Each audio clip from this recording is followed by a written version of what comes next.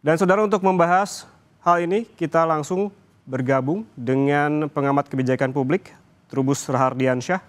Pak Trubus, selamat siang. Siang, Mas. Oke, Pak Trubus, ini ada sejumlah laporan terkait dengan keracunan makan bergizi gratis saat ini. Bahkan memang kalau kita lihat beberapa waktu lalu juga ada beberapa titik begitu. Menurut Anda, begitu pengamatan Anda, apa yang salah sebetulnya?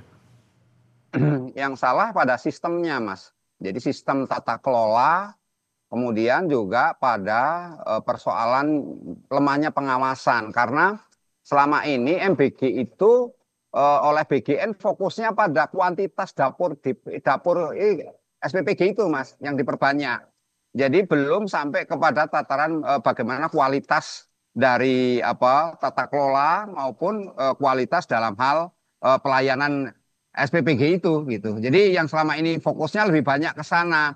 Kemudian yang kedua, memang ini ada faktor di mana dapur-dapur SPPG ini hampir belum punya pengalaman. Kebanyakan mereka baru ya, karena baru tiba-tiba istilahnya menyediakan makanan sampai untuk jatah 3.000 atau 1.000 lebih lah katakanlah. Sementara mereka belum punya pengalaman sama sekali. Nah, ini kelihatannya juga menjadi problem karena ya kekurang pengalaman, kekurang tahuan, dan bagaimana juga memasak yang secara baik, yang higienis ini juga belum ini, Mas, belum dia tahu. Yang ketiga ya sebenarnya kan kalau kita konsepnya pada pemerintah itu waktu disampaikan mengenai program MBG ini kan lebih ke ini kan ada semacam istilahnya ada ahli gizi, juga ada ahli-ahli lain yang ada di situ gitu loh. Sehingga mereka ini harusnya kan sudah mengecek ya sejauh mana kelayakan makanan ini.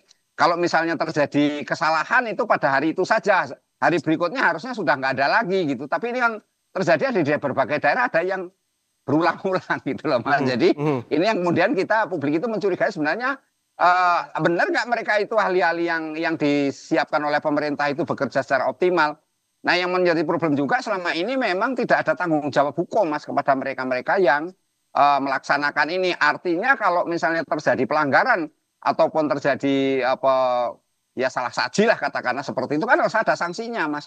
Nah, selama ini kelihatannya sanksinya belum ada, sehingga yang terjadi umumnya pokoknya lagi dicoba dan seperti kejar tayang gitu, kejar target, sehingga yang terjadi adalah para pengelola dapur MBG itu pada umumnya kemudian yang dikejar adalah bagaimana secepatnya memperoleh istilahnya jatah masakan atau jatah murid yang akan diberikan makanan. Dan di satu sisi juga lemah dalam hal ini pengawasan terhadap supplier itu, karena kan selama ini seperti yang terjadi di Bangga itu kan ada makanan ikan cakalang atau ikan apa itu yang tuna yang kemudian sesungguhnya itu ikan itu secara kualitas memang belum bisa dipertanggungjawabkan lah, kira-kira seperti itu. Atau juga di tempat lain yang memang makanannya tidak sesuai dengan kondisi yang ada, yang katakanlah udah bau, kemudian ada yang ada belatungnya juga, segala itu juga menjadi problem, di mana kemudian persoalan pengawasan,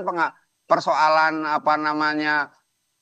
bagaimana transparansi dan akuntabilitas sebenarnya pertanggungjawaban publiknya itu yang belum nampak, Mas. Sehingga yang terjadi memang ini program lebih secara bertahap ya kita pada tataran optimis bahwa program ini secara bertahap harus dibenahi sehingga menyeluruhlah pembenahannya, sehingga tidak hanya pada tataran kita saling mempersoalkan MBG keprofesionalan dan kemampuan itu saja, karena ujung-ujungnya udah ada yang pengalaman tapi diulang lagi ya sama gitu ya. Oke, Pak Trubus, yang saya garis bawahi dari ungkapan Anda tadi bahwa SPPG selama ini lebih ke kuantitas bukan kualitas. Sebetulnya menurut Anda kualitas seperti apa yang diperlukan SPPG agar kejadian ini tidak terjadi ataupun tidak terulang kembali? Iya, kualitas terutama dari sisi tata kelola, Mas. Dari tata kelola soal makanan yang disajikan, kemudian juga dari para tenaga yang memasak lah, setidaknya itu punya pengalaman, dan bagaimana juga dari sisi pengawasan bagaimana memastikan bahwa makanan yang diberikan itu higienis. Jangan sampai makanan yang terjadi selama ini kan makanan ada yang basi gitu ya, atau sudah dimasak terlalu lama atau terlalu awal, sehingga ini banyak hal-hal yang sudah diungkap oleh BGN ya, Badan Gizi Nasional. Tetapi yang jelas sebenarnya harapan publik adalah bagaimana kemudian persoalan-persoalan itu tidak berulang gitu, tidak berulang lagi. Tapi kalau kemudian munculnya berulang lagi, meskipun ada tataran pada ada SPBG-nya yang berbeda gitu ya, seperti yang di Bandung Barat ini kan berbeda, tapi juga ada SPBG yang sama. Lah ini juga hal-hal yang harus dibenahi secara keseluruhan gitu loh Mas. Yang lainnya memang penting adalah memberikan sanksi Mas. Ini sanksi kepada mereka-mereka supaya SPBG pengelola itu bertanggung jawab gitu. Ini ada akuntabilitas publik karena ini dana-dana publik yang tidak semata-mata bahwa itu pengelolaannya. Sanksi seperti apa Pak Trubus? Ya. Menurut Anda ya sanksinya ada sanksi ini Mas, ada sanksi pidana menurut saya yang harus diterima kalau nanti terjadi berulang-ulang atau lebih dari satu kali atau kemudian juga terjadi kondisi yang fatal Mas kepada ini. Karena kan intinya kan nggak boleh anak-anak nanti dijadikan kesannya menjadi gimmick politik gitu Mas, seolah-olah kan jadinya ini karena menjadi sakit, menjadi apa, kita mau sekolah. Kalau dilihat anak-anak sebenarnya anemia tinggi ini kan kasus-kasus yang sifatnya sebenarnya belum terlalu ini ya, meskipun sudah beberapa titik yang terjadi, tetapi sebagian bisa ditangani dengan baik, sebagian lagi muncul yang baru. Tetapi memang yang di Bandung Barat ini kan dulunya sudah ada kasus kemudian ditutup di moratorium, tapi sekarang muncul lagi. Nah ini kan sebenarnya ada apa ini yang perlu diinvestigasi. Nah inilah menurut saya ada sanksi Mas ketika dilakukan oleh SPBG yang sama atau paling tidak ownernya itu yayasannya itu sama lah. Ini juga harus ada pertanggungjawaban Mas. Trubus, gitu. Setelah ada kejadian ini apa yang perlu dilakukan oleh BGN? Apakah investigasi secara menyeluruh kemudian adanya sanksi kemudian begitu? Ya, kalau menurut saya harus ada investigasi menyeluruh. Jadi jangan sampai kemudian kita istilahnya melihat semua sama gitu loh Mas, bahwa kan ada daerah-daerah yang sudah sukses menyelenggarakan, artinya memang berjalan baik dan publik animonya juga sangat tinggi, anak-anak juga senang sekolah gitu kan. Tetapi yang terhadap mereka-mereka yang kategori masih baru menyelenggarakan dan sekarang ada keracunan misalnya atau masakannya bermasalah katakanlah pada anak-anak itu. Nah ini yang menurut saya perlu diinvestigasi menyeluruh. Apalagi yang di kasus di Bandung ini karena ini udah yang kedua kali. Jadi coba diinvestigasi secara total sesungguhnya apa yang terjadi dan dari situ nanti menjadi entry point untuk membenahi keseluruhan Mas.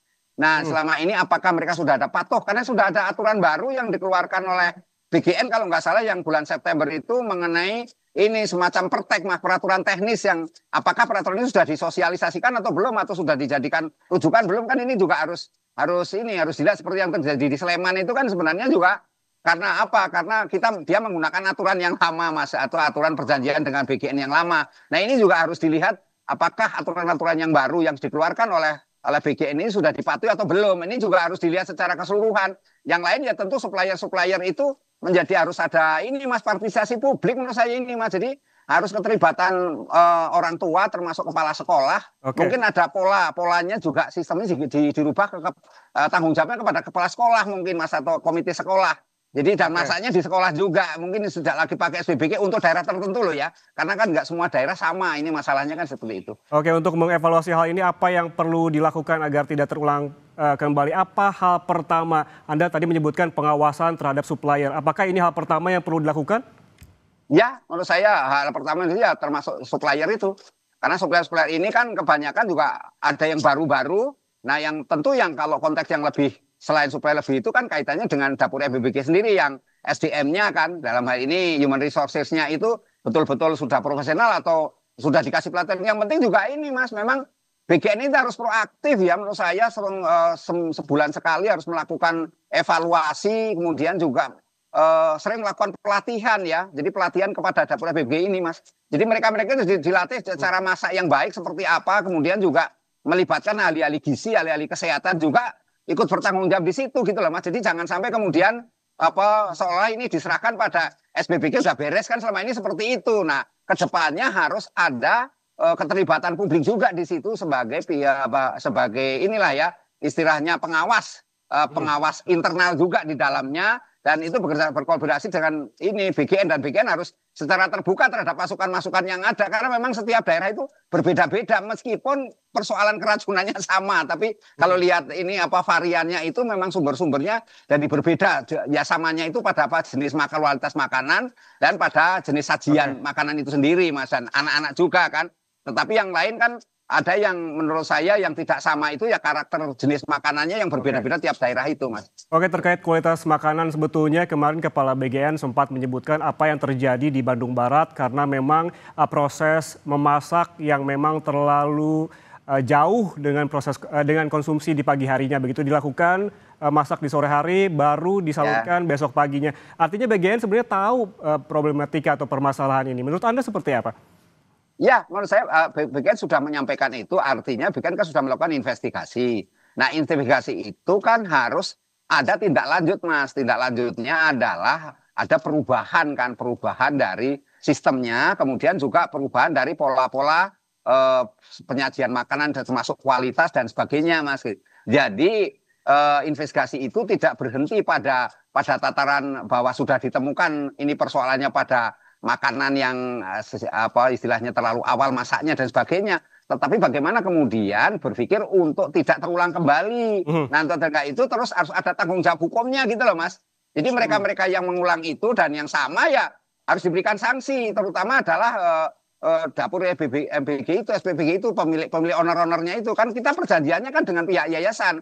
Dan yayasan-yayasan itu yang didirikan oleh masyarakat itu harus betul-betul dilihat secara keseluruhan termasuk kalau perlu perjanjiannya itu dievaluasi. Misalnya ada tanggung jawab hukum kalau terjadi kesalahan atau terjadi persoalan-persoalan yang berkaitan dengan keracunan lah, berkaitan dengan nanti ada hal-hal lain. Nah, termasuk juga mengenai pembiayaan ini bagi yang sakit. Ini kan semua masih ditanggung oleh pemerintah. Nah, ini kan harus jelas juga ada aturannya, Mas. Bagaimana, apakah memang semuanya harus tanggung jawab pemerintah, apa pemerintah pusat atau pemerintah daerah, atau juga memang masyarakat juga ikut juga membantu di dalamnya, sehingga ini semuanya menjadi tanggung bersama. Karena ini kan program mulia untuk jangka panjang, Mas. Harusnya semuanya menjadi pihak yang ikut bertanggung jawab. Menurut saya seperti itu, Mas.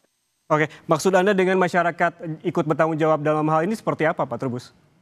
Tanggung jawab masyarakat ya sifatnya adalah misalnya ikut mengawasi, ikut juga memastikan bahwa supplier-supplier yang ditunjuk atau yang dipilih oleh pihak SPBG itu betul-betul bertanggung jawab gitu loh. Artinya memenuhi syarat-syarat yang sudah ditetapkan.